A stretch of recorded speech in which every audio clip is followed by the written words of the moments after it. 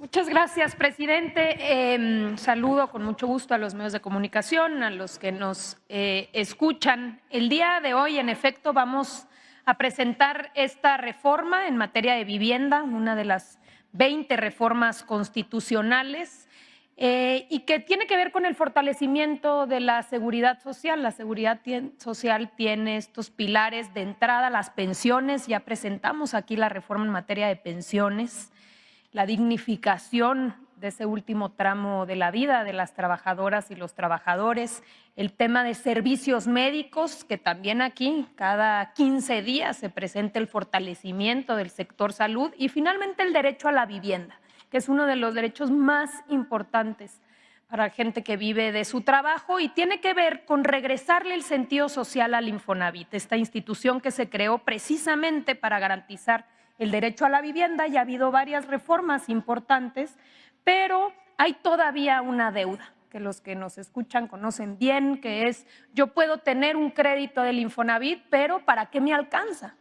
Entonces, ¿cómo garantizar que realmente exista vivienda asequible donde los trabajadores puedan tener espacios para vivir dignamente y que después puedan adquirirlos? Entonces, esta reforma trata de eso. Nos acompaña el día de hoy Carlos Martínez, titular del Infonavit, para que nos pueda platicar con detalle cuáles son los derechos que se protegen y cuál es el fortalecimiento de esta institución tan importante. Adelante, Carlos.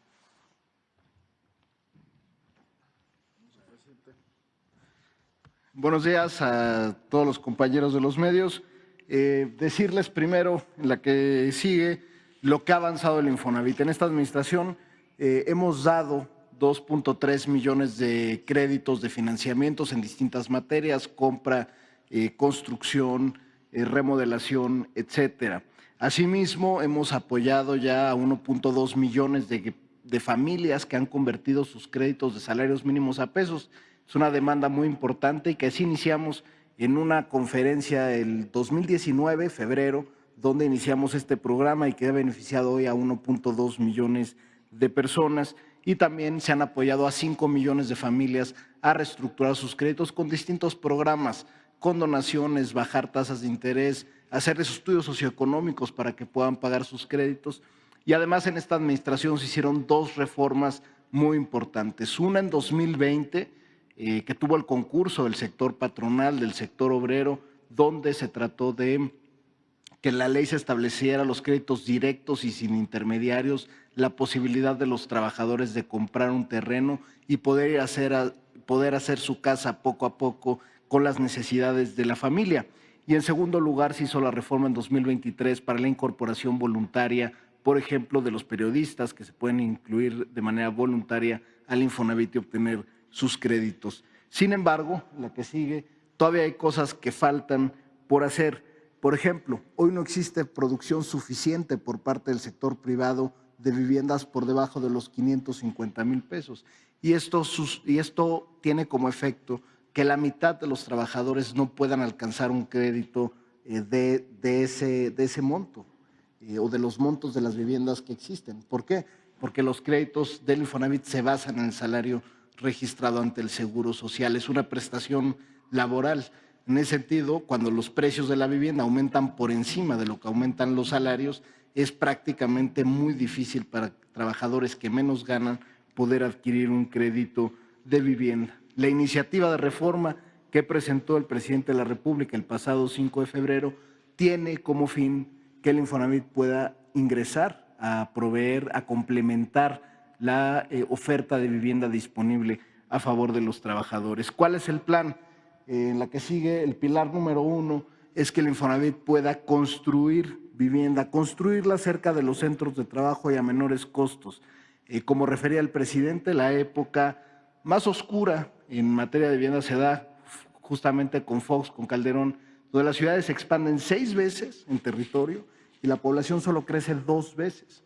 En esa época se financiaron viviendas de 27 metros cuadrados, donde los trabajadores se les condenaba a vivir fuera de los centros de trabajo y hacer horas en el transporte público. El Infonavit tendría por necesidad que construir cerca de los centros de trabajo, en comunidades consolidadas y donde hubiera servicios, porque se trata de dar una garantía de la seguridad social.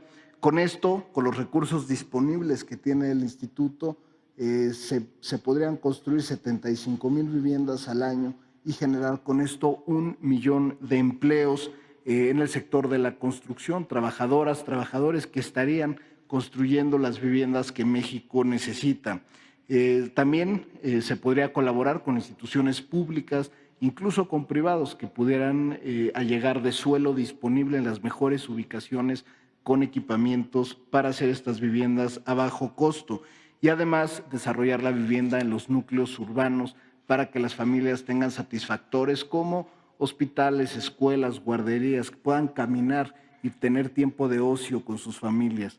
El segundo pilar, el que sigue, tiene que ver con los derechos del trabajador y esto va dirigido sobre todo a los más jóvenes y es que los trabajadores al año de cotizar en el Infonavit puedan acceder a un departamento en renta, en una renta que no puede exceder el 30% de su salario. Es decir, si un trabajador gana 10,000 pesos al mes, por ejemplo, su renta no podría ser de más de 3,000 pesos, pero con esa renta podría ir pagando ese departamento y después de 10 años se tendría el derecho de comprarlo tomando en cuenta todas las rentas que haya pagado y teniendo un precio justo, porque el Infonavit no busca la especulación ni el lucro, busca darle vivienda a los trabajadores y generar un beneficio social con estas acciones. Con la propuesta se garantiza el derecho efectivo a la vivienda a través de estos esquemas de arrendamiento social.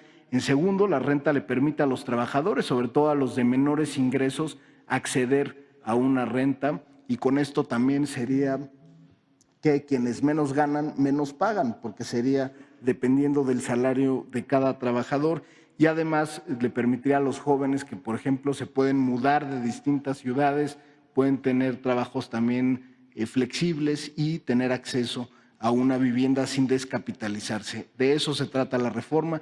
Es una reforma al artículo 123, fracción 12, que es donde se regula y se establece el Infonavit, y esto sería la reforma. Y finalmente, recordarle a las y los trabajadores en la que sigue que pueden consultar toda la oferta de vivienda del Infonavit en mi cuenta .infonavit.org.mx y con esto cerraríamos. Presidente, muchas gracias. Nada más, Carlos. Sí. Es importante que les pongas, porque si no, parece pues es un plan, pero aquí una de las ventajas es que se tiene ya el dinero. ¿Por qué no les explica?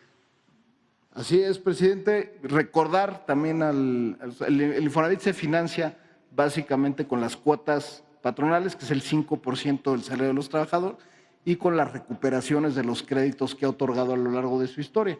Son las dos principales fuentes de ingreso.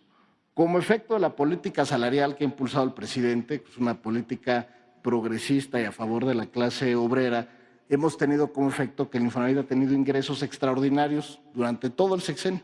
Cada año tenemos más recursos de los que se distribuyen en crédito. Y en crédito, curiosamente, también hemos distribuido más dinero que nunca, llegando a un punto del PIB cada año en créditos. Y sin embargo, hemos acumulado durante este sexenio cerca de 600,000 millones de pesos derivado de que tenemos ingresos adicionales.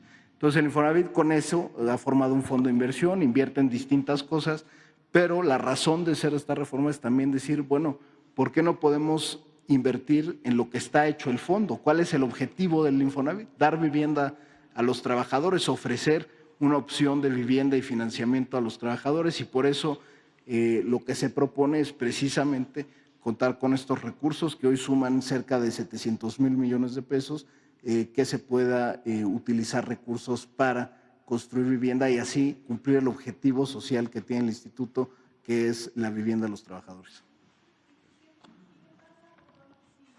Que